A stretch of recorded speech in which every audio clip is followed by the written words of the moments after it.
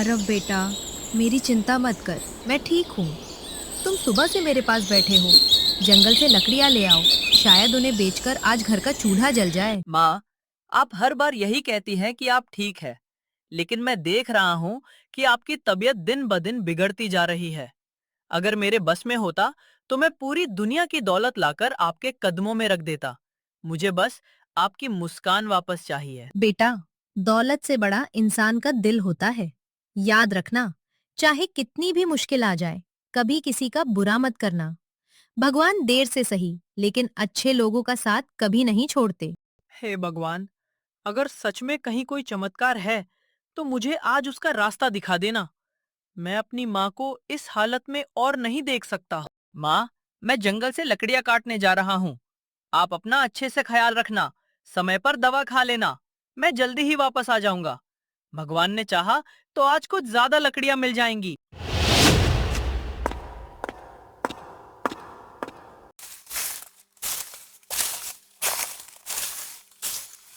अजीब बात है, मैं इस जंगल में बचपन से आता रहा हूँ, लेकिन आज सब कुछ अलग क्यों लग रहा है?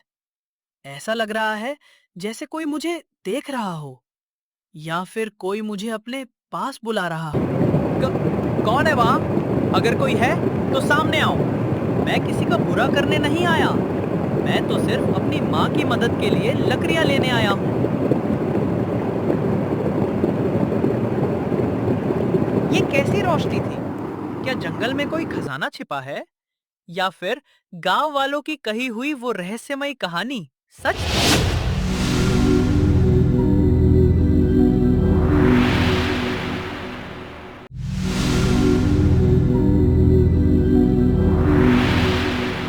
आखिरकार वो बच्चा आ ही गया जिसका मैं 20 साल से इंतजार कर रही थी आने का। ये झोपड़ी तो मैंने पहले कभी नहीं देखी। मैं बचपन से इस जंगल में आता रहा हूँ, लेकिन आज तक ये जगह कभी दिखाई नहीं दी। आखिर ये है कौन? और वो सुनहरी रोशनी यहीं से क्यों आ रही थी?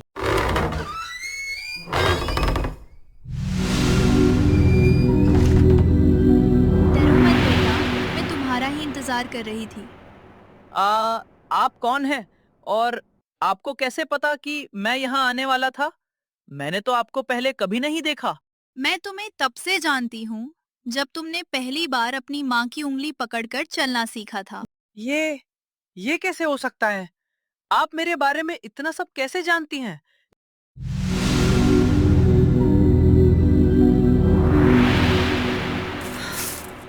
आरव, तुम्हारी माँ पिछले कई महीनों से बीमार है।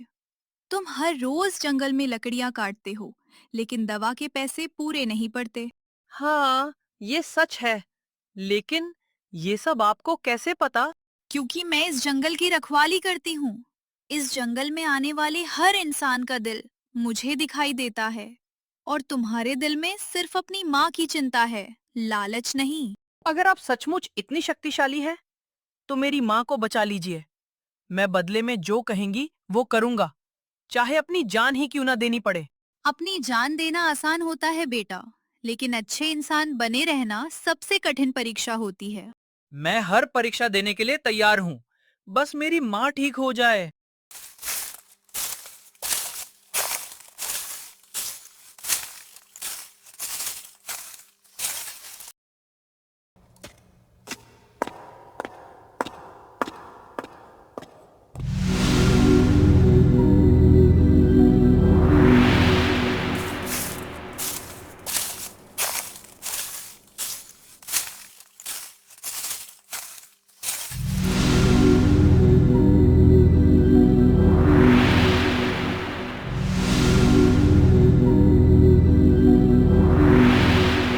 ये साधारण रोशनी नहीं है बेटा, ये 3 दिव्य शक्तियां हैं।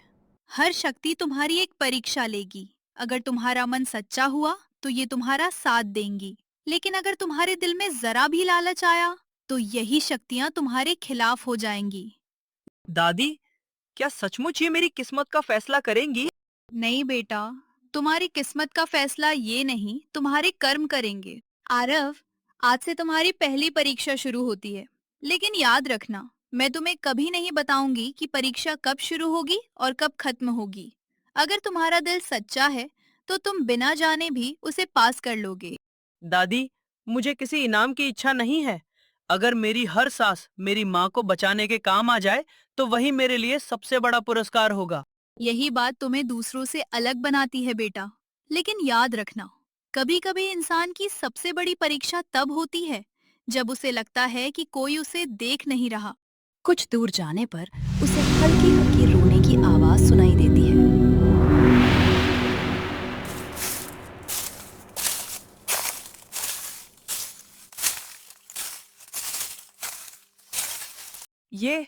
ये आवाज कहाँ से आ रही है? इस घने जंगल में कोई बच्चा कैसे हो सकता है? कृपया मेरी मदद करो। अगर शिकारी आ गया तो वो मुझे मार देगा। डरो मत। जब तक मैं यहाँ हूँ, तुम्हें कोई नुकसान नहीं पहुँचा सकता।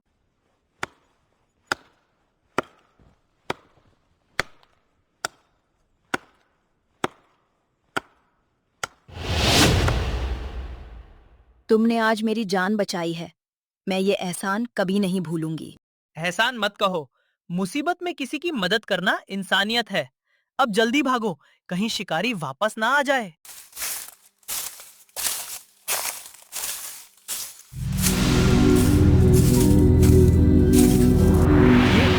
ये क्या था? क्या वो कोई साधारण हिरनी नहीं थी?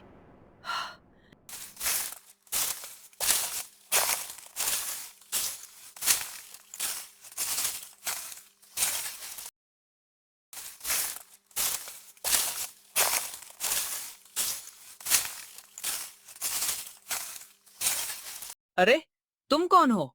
इस घने जंगल में अकेली क्या कर रही हो? और तुम इतनी जोर जोर से क्यों रो रही हो? भैया, मेरी माँ बहुत बीमार है। दवा लेने के लिए मेरे पास जो पैसे थे वो कहीं गिर गए। अब मैं क्या करूं? डरो मत बहन, पहले शांत हो जाओ। मैं तुम्हें कुछ नहीं होने दूंगा। अब मुझे सब स्वीटनेस सच बताओ। तुम्हारी माँ कहाँ रहती हैं?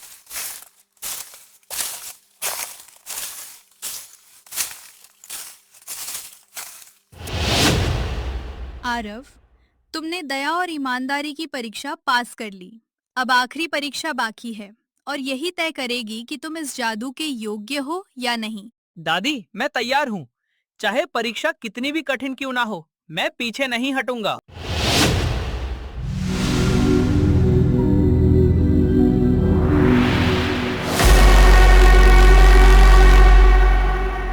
तुम सिर्फ एक ही व्यक्ति तक पहुंच सकते हो।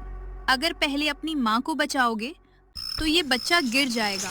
अगर पहले बच्चे को बचाओगे तो तुम्हारी माँ खतरे में पड़ जाएंगी। हे भगवान, मैं ये फैसला कैसे करूँ? बेटा, अगर मैंने तुम्हें सही संस्कार दिए हैं तो पहले उस मासूम बच्चे को बचाओ। एक माँ अपने बेटे पर गर्व तब करती है जब वो दूसरों की जान की भी उतनी ही कीमत समझे। आरव रोते हुए बच्चे की तरफ दौड़ पड़ता है। वह बच्चे का हाथ पकड़कर उसे सुरक्षित खींच लेता है। उसी क्षण गाय गायब हो जाती है। माँ भी गायब हो जाती है। पूरा जंगल सुनहरी रोशनी से भर जाता है। माँ, ये सब क्या था? यही तुम्हारी अंतिम परीक्षा थी। तुम्हारी माँ कभी खतरे में थी ही नहीं। मैंने सिर्फ ये देखना चाहा कि तुम्हारा दिल अपने दुख से बड़ा है या नहीं। याद रखना आरव, जिसने अपने दिल में दूसरों के लिए जगह बनाई, उसी के जीवन में चमत्कार आए। दादी, मैंने आपकी तीनों परीक्षाएं पूरी कर दी। अब मुझे किसी इनाम की इच्छा नहीं है। मेरी बस एक ही प्रार्थना है, मेरी माँ ठीक हो जाए।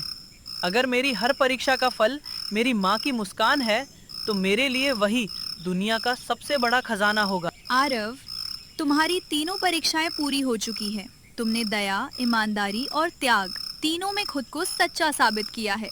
अब तुम्हें किसी बात की चिंता करने की जरूरत नहीं है। अपने घर लौट जाओ। तुम्हारी माँ अब पूरी तरह स्वस्थ हैं। अगर कहानी पसंद आई हो तो लाइक करें, अपना विचार कमेंट में ज़रूर लिखें और ऐसी दिल छू लेने वाली कहानियों के लिए सब्सक्राइब करना ना भूलें।